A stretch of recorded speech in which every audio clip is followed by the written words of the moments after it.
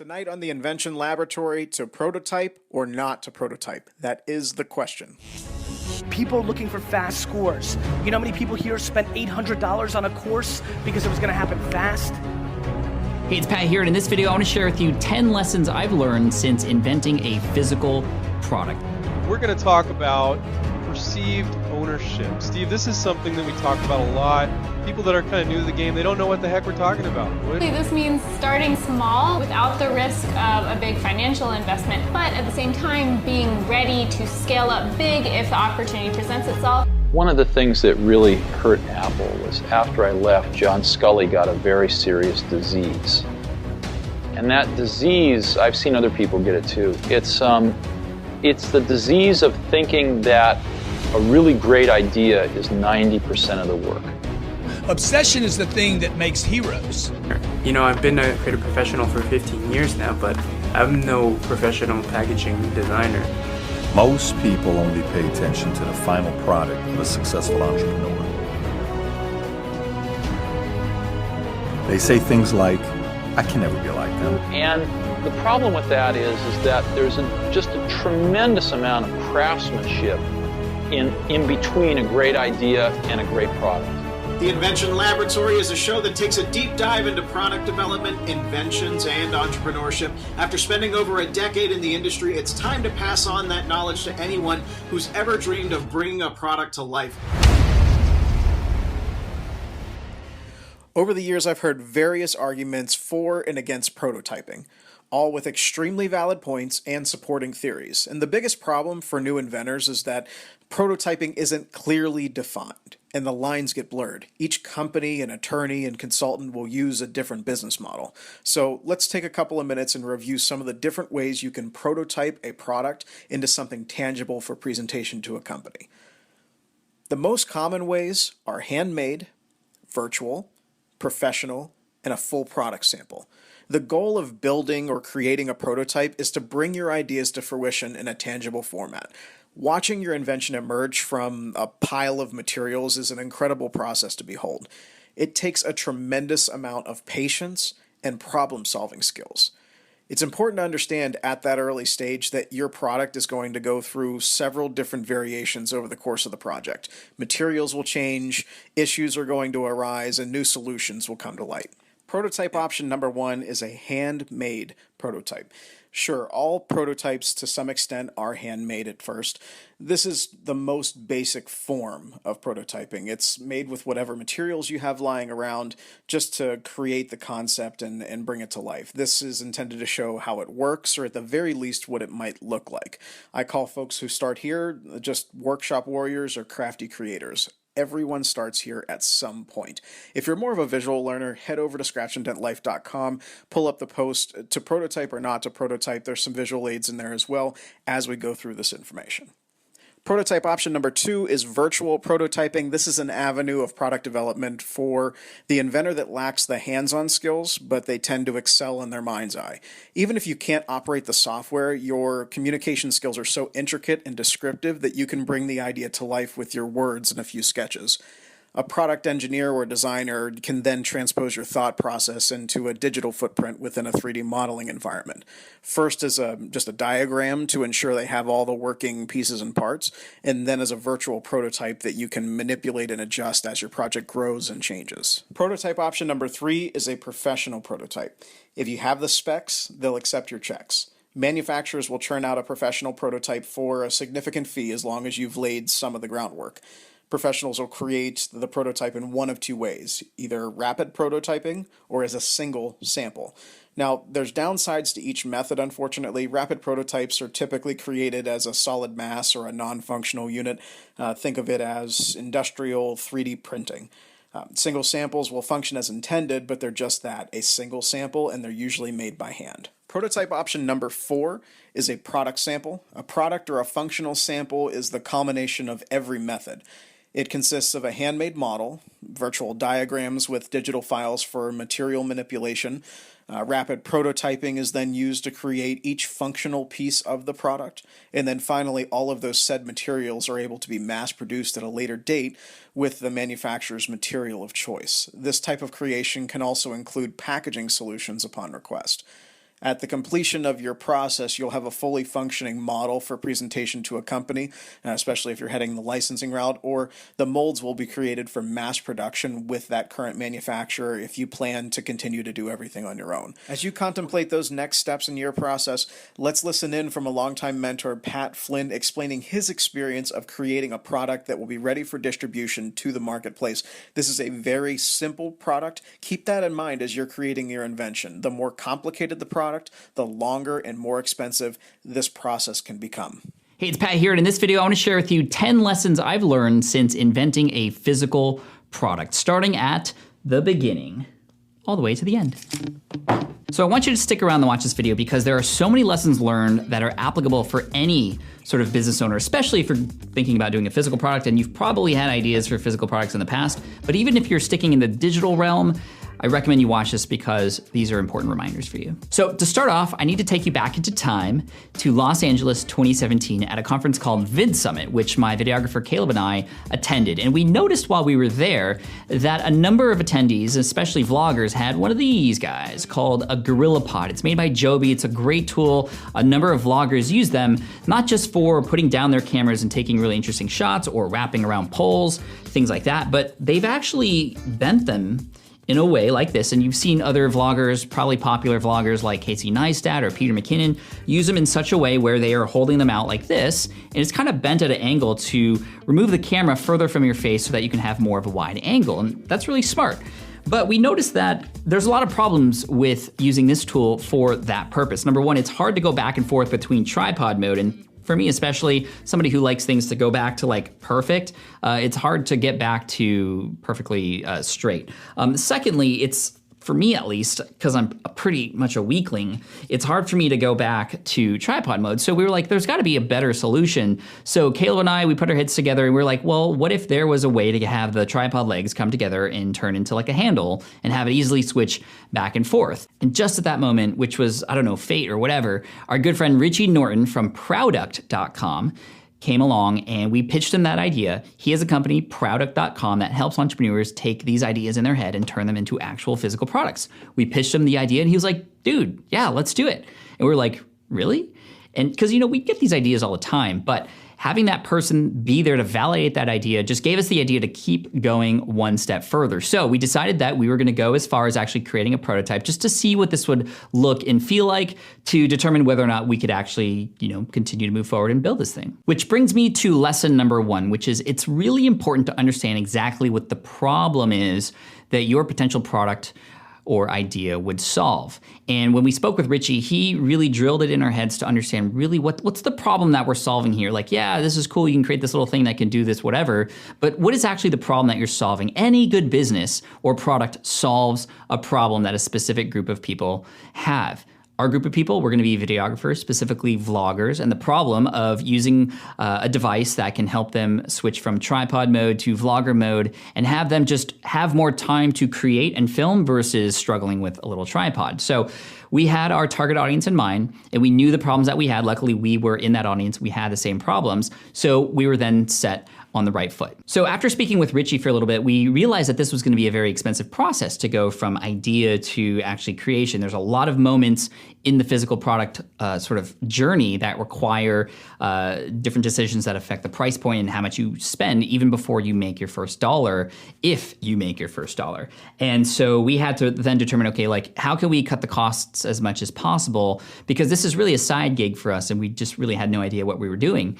And so we learned how important your prototyping process is, and that when you start prototyping, meaning creating something that at least gives you a feel for how the thing will look and work, making it as simple as possible. So we started with not any of these things that move, but actually just the shape. So we looked at a number of vloggers who were using this GorillaPod, and we started to kind of see what the usual shape was, and we started to determine what the angle of this thing might be that we were gonna have as be handles that would be put together. So this is the very first thing that was created, which is just made of like acrylic. I mean, you could even take it even further and just start with like cardboard, right? Just to get a feel for how something looks and how something feels. And then this evolved into other ideas just by having this one initial prototype. It was like, wow, what if we added this and what if we added that? So we added a little thing here at the bottom, which added like some straps to keep the weight off of your arms so that you can hold heavier cameras and all this stuff. But then we were like, this is insane. We're already doing what's called feature creep, which is another big thing you have to worry about when it comes to these physical products especially, but even things like software or even your online courses or what have you. It's really, really easy to start adding a ton of things in there that may or may not be required. The most important thing is to get a MVP or a minimum viable prototype, if you will, to share with others to collect feedback. And so that's what we ended up doing. We actually experimented with different kinds of just materials. We had a material discussion early on just to understand what it would feel like if it was aluminum or metal versus others, plastic. And then we had our very first 3D model printed, which was this one here, which was really, really cool to see. To get it in the mail and actually see something that was in our heads and an idea that we had that actually worked. And it's a little flimsy right now. It actually initially had these little clips here that you'd have to kind of pull back to then move. Wow, that was really loud. Like that. And this already gave us a number of ideas on, wow, what could we do better? How can we make it easier? How can we make it lighter? How can we make it less hard to work with, or, all those kinds of things. We had yet to share it with anybody outside of us and our team, but just getting to this point alone was really cool to see, like, wow, this could actually work. This isn't a dumb idea, but this isn't nearly done yet. Now, the third lesson here is that this stuff takes time. I mean, I work in the digital space, many of you do as well, and we live in a world where, well, we can create an online course in a couple weeks, if not sooner. We can put up a YouTube video in an instant. We can do a Google search in a nanosecond. Physical products take a lot of time, especially when you're in the prototyping phase. So even up to this point here with the first 3D printed prototype, I mean, this took about a month to a month and a half to actually get. And then even moving forward into here, I mean, we're looking at a whole year's worth of effort here, and patience is going to be a really important thing here. You need to actually, yes, work on things, but realize that a lot of this stuff, especially when it comes to the manufacturing, or if you're using other teams like Product to help engineer certain things, I mean, this stuff takes time. So moving forward, we printed a few more prototypes and just versions. This one's a little bit more flat and thinner, so we were just exploring how that felt. When they're all together, changing different grip handles and that sort of thing. And then we have this 3D printed model. It was printed with a white plastic, actually, which looked really cool. It was dipped in rubber at the handle. But what was really interesting is that you can see this is the first time that the prototype actually had cutouts. And the reason for that is so that it was lighter. And if it's lighter and it has less plastic or things to actually shape it, it's gonna be cheaper. And this is stuff that Caleb and I wouldn't have ever thought of. And this takes me to lesson number 4, which is if you're gonna do something, you wanna work with people who know what they're doing, right? And a lot of times when we start businesses, we're doing a lot of things that we've never done before, which is totally cool. It's cool to dive in, but it's really, really simple to go find people who have done things before you, who are experts, who know about these things, who can make decisions for you that are about questions that you didn't even know you had. So we were able to cut out the holes, which made it lighter, and it would save us costs over time. But we realized, we started playing with this and holding it for quite a while. And even though this was 3D printed and we know it's plastic and it's not going to be the actual material, some of the clips here that we had to hold it in place when it snaps in, as you can see here, it kind of broke on this side. And it showed me that, wow, there's a lot of small different pieces in here that, I don't know if we need it to be done that way. What can we do to have the same motion of opening and closing it and keeping it there without having to have these little clips that would actually require 2 hands to use? Is there something we could do? Which brings me to lesson number 5. And lesson number 5 is try anything. You're at the phase where you are allowed to try anything, and there are really no stupid ideas. There's ideas that aren't gonna work, but it's good to try those ideas because now you know they don't work and you can try something else. So it was at this point that we decided to add magnets to keep things open or keep things closed without having a bunch of mechanisms and extra pieces and parts in here, which would, again, save us a little bit of money and hopefully make it even easier to use. So that led us to this 3D printed model, which inside this mechanism here, which we also had a few other small 3D printouts of just that mechanism alone, it includes magnets so that when it opens, it actually snaps into place, but it can still be, with a little bit of force, brought back. So that felt really cool. It actually has a really nice tactile feel to it, which was kind of unexpected. So this is, again, going into lesson number 5, which is just try anything at this point and see if it works or not. Now this one, we also added another idea, try anything, which was these grips that go all the way up. because we felt it would give people more options for holding it either up or below. We just wanted to add that in there so that when we finally handed this to people, we would see whether or not they would actually use it or not. Caleb and I had gone to a number of conferences and visited a number of places where vloggers and other YouTubers existed. And we started sharing it with them just to kind of get some initial reactions. And we actually filmed some of those reactions, which was just really cool. I think the coolest thing and the best reaction that we got from people was people who were just going like, oh, of course, like, yes, this makes total sense. Like, why hasn't this been invented already? Which was great validation for us. And we weren't quite at the point of asking people whether or not they would buy it or not. We just wanted to get gut reactions from people to see how they would use it, not giving them any instruction to see if it was intuitive or not. And it actually started to become something that we could see people using and people could see using themselves too, which was really interesting. So it was at this point when we started collecting feedback that we started internally discussing what the material was going to be made of. And we had discussed probably 5 or 10 different materials, from aluminum to various kinds of glass injected molds and other kinds of things. And we decided that we were going to experiment with a couple and actually have them made. Now, when I talked about earlier about how expensive this process was, I mean, it gets very expensive. So these 2 prototypes here are made of 2 different materials. This one was, I think, a nylon based plastic kind of thing, which was, it's stronger than plastic, but not quite as strong as this aluminum one here. This aluminum one costs about $2,000 to make at the manufacturing plant because it had to be handmade. This one was made with, I think it was just like injected, molded, or printed out of in some way. But as you can see, like, even if I show you like this, like, the plastic wasn't laying the way it wanted to. And we also spray painted it red because we were taking it to an event, and we're like, hey, let's just, spray paint it a very obvious color that people could see. And it worked okay and people loved it, but it feels a little bit different. It's not quite as strong and it's a little bit flimsy, as you can see here, and the paint started to chip off, which was something that was really interesting too. But it still did the job of capturing people's attention when we were at events like VidCon, which is where we brought both of these. So again, try anything. You see these little spacers here that kind of reduces the sound when you bring it together, but we saw that it added a little bit of space in between. We added some feet on here.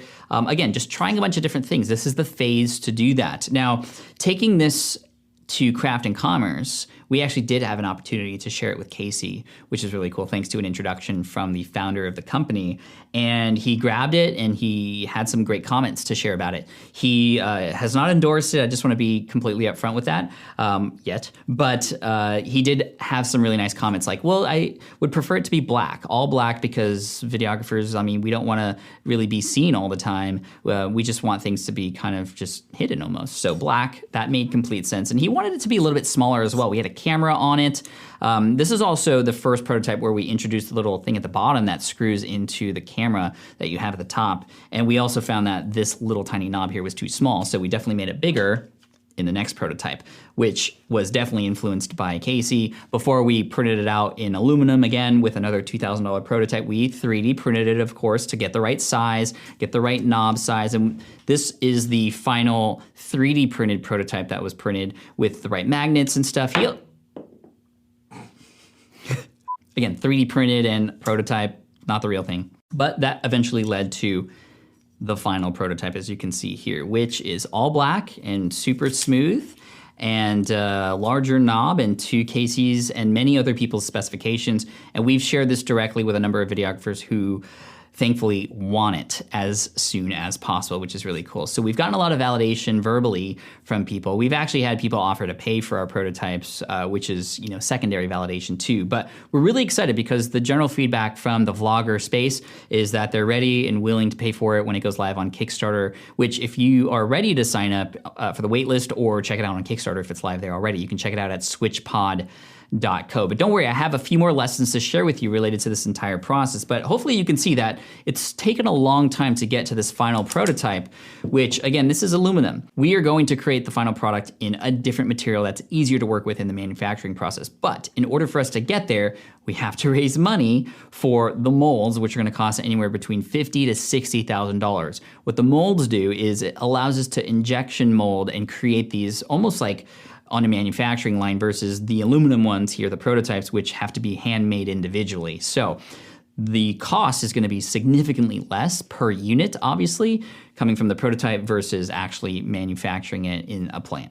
All right, so let me put these all back on the line here, and I'll share lesson number 7 with you now, which is you might be wondering, well, like, what about patenting and protecting your idea? Should you share your idea with anybody before you do that? And it was recommended to us by a number of people to not share it. Actually, by, I think, this phase here, we had already gotten a patent pending. I think we just got it on LegalZoom, and there's many other different places that you can get a patent pending at. And that's just to protect yourself and your ideas. Now, obviously, and we've had a lot of people say, Pat, this is, a US patent. What about when, you come out with this thing? What's stopping other people in China from creating it? Which is a really, really important question. And it's a tough one to answer because honestly, somebody in China could probably rip this off, which is why you want to have good relationships with people who know what's going on over there to protect it as much as possible.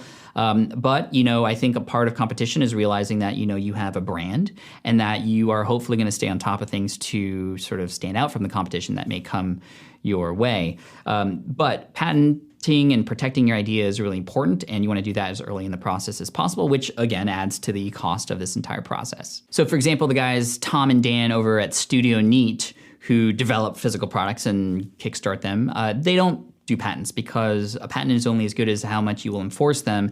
Although I feel like it protects you. If a person sees a patent there, they're less likely to do whatever it is they might be doing to copy your stuff. But anyway, Tom and Dan have been great, as well as a number of other people. We connected with them not too long ago, and they've been super helpful. And I think that's the big lesson for lesson number 8 here, is that there's a lot of people who have done a lot of these things that you're attempting to do before you.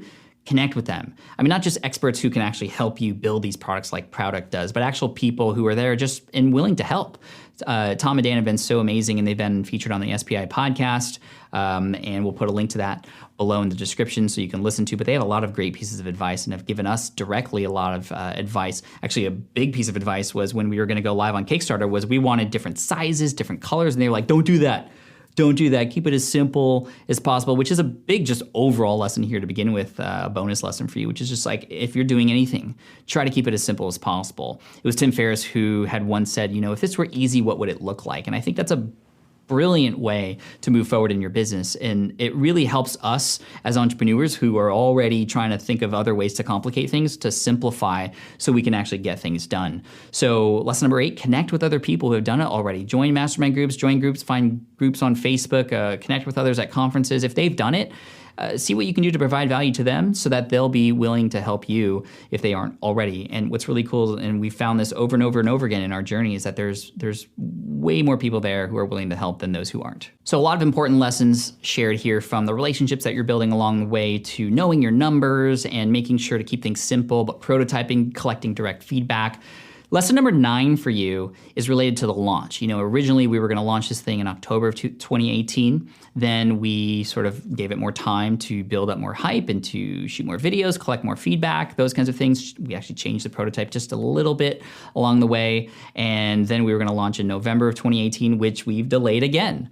Now, while the delay, well, we understand, and hopefully you do as well, that the launch of your thing is a big deal. And you want to put the right ducks in a row before you actually announce it to the world. And what do those ducks mean? It means, well, number 1, understanding your numbers. So that's been a big process for us, is like understanding, okay, well, how much can we charge and why? And what is it all going to add to? For Kickstarter specifically, what are the different pledge levels that we're going to have and those sorts of things? Like those aren't just decisions you make, in a snap. You have to plan and actually calculate and all those kinds of things. We've been having a lot of discussions with people and doing a lot of research for Kickstarter, for example, for products like this to stack things in our favor. Another important component of a launch is, well, how much support are you going to get on that day and from whom? So we've connected with a lot of people and have built a lot of hype on our social channels, and you'll see a link to the SwitchPod Instagram and the Twitter page below. We've been building a lot of hype on our podcasts and on our video channels and those kinds of things, which has been great. We've been getting a lot of people excited about it at these events in person, which is great. So that's our target audience. We have a wait list of about 2,000 people right now who are waiting for the launch of this thing, which is really cool at the time of us filming this video here. But we also have created a lot of relationships with other influencers who we've developed relationships over time or even really quickly, so that we could hopefully get some help from them and support from them on launch day as well. And we've been willing to go and travel to them to film videos and those kinds of things. So hopefully we can get a big splash on launch day. So a lot of this process is the creation, is the prototyping, and once you get it to a final prototype stage, like it could be really, really tempting to just go, okay, I got it, I'm gonna launch it tomorrow. Just like a YouTube video, just because it's done and it's edited doesn't mean that that's the time that you should publish it. Sometimes there's specific strategies to letting people know about it ahead of time, to announcing it, to building buzz and marketing. All that stuff is really important too. So just because you have a final product ready doesn't mean you should launch right now, but you should definitely pick a date eventually, hopefully, and make that announcement and hopefully have some people backing you with that in the first place. And you never know. There could be a person out there who could really help you that you might not have considered. And it's just important to go out there, step out of your comfort zone and let them know about it because it is a new thing. They might want to get behind it and be one of the first to share it too. And then finally, lesson number 10. This has been a very difficult process. A lot of money has been spent. I think to date we've spent about $25,000 overall, and we haven't even launched on Kickstarter yet. This is the prototypes and working with other companies to help us out and the patents and all that stuff. It's a lot of money. It's not a small investment for sure. Could we have spent less? Probably. If we invent something else, we'll probably spend less because we're a little bit smarter now, but hopefully this video is giving you a lot of advice so you don't spend as much money and you actually can approach it in a smart way too. It's also taken a really long time, and for somebody who is used to putting my head down on things and having results come a little bit sooner, it's definitely something that requires a lot of patience. And so I think the biggest lesson I can offer you with lesson number 10 here is to just have fun. Right? It's about the climb, not necessarily the mountain that you're climbing, but the climb itself. And I think it's just when you realize the opportunities that we have available in front of us to create 3D prototypes, to offer something to somebody who has a problem and actually create that solution for them, to actually see the reactions of somebody holding your plastic or wooden or cardboard thing, to actually visualize that, yes, this thing could actually be the thing that solves my problem. It is such a cool thing. No other time in history do we have this much of an ability to create new things and to show it to people and to build businesses out of it too. So the opportunities here are great, and I think it's so cool to see where this might go. I have no idea where it'll go. I don't think it'll be a flop, but it could be a home run too. I have no idea, and that's part of the fun as well. So hopefully lesson 10, you're having fun in this process, and hopefully by seeing the behind the scenes of us going through it too, you can see that, well, we also don't know what we're doing, but we're having a lot of fun trying to figure it out too. So hopefully this video has been really helpful for you. If you want to check out SwitchPod and the launch or where it's at now, you can go to switchpod.co and check us out there. And just special thanks to Richie and the team over at Product for helping us really put this together and making it happen, because this was just an idea that we had one day, and here we are. We are very close to launching it, if not having it launched already by the time you watch this. SwitchPod.co, it's here to help and solve a small little problem, a small little friction in the vlogger space. What's the little friction that you're gonna solve with your physical or digital product? Let me know what you're working on below. You don't have to reveal the entire thing, but I'd love to know what your next invention or product or idea is gonna be. Leave it in the comments section below. And again, thank you so much. Subscribe to the channel if you haven't already. Team Flynn, you're amazing. I appreciate you. And Team Flynn for the win. Cheers. Of all the prototypes, I think this small one is my favorite because it really was the first one that explored the magnets, but it just feels really cool as a small one. I mean, maybe in the future we'll create like a mini version, but it's kind of cool because I can do it with one hand too. Now that we have a better understanding of a few different ways to prototype your invention, it's time to decide if it's necessary. The simple answer here, yes. The more difficult questions are when, how, and with whom. When, the answer should always be right now. Unfortunately, it's not. Inventors, among their many other endearing qualities, tend to procrastinate, mostly due to minimizing risk. The pool always looks deeper than it really is. As we talked about previously, the product development and inventing tends to be extremely risky. If you happen to miss that, listen to our last podcast here. It was 5 questions to ask yourself before becoming an inventor in 2019. The next question, as I mentioned, how? Deciding how you will fund, designate time, and other resources to a project is another reason people never get off the starting block. If you've got a family, a full-time job, and a budget, you will struggle with this. The important thing is that you sit down and truly decide, is this for me? If not, that's okay. You've just learned a lot of great information, and you have a newfound level of respect for the inventors that came before you. However, if you can get over this hurdle, you still have the largest task to tackle. with whom? Again, as you go through the information we covered last week, we spent some time talking about a support team. Who's in your corner cheering you on? Who do you know that can help you get this thing moving? There are so many options to get from the starting line to the finish line with an invention. You can saddle up and ride this project out on your own. You'll be in charge of every decision, every dollar spent, and hopefully at some point every dollar earned. This can be a blessing or a curse, but at the end of the day, this is your decision. You can hire a consultant, someone who's been in the industry for years and has the knowledge of and some connections to help you achieve the goals. You can also hire a company to assist with the process. This is a great resource if you do your research and you enter those relationships with realistic expectations.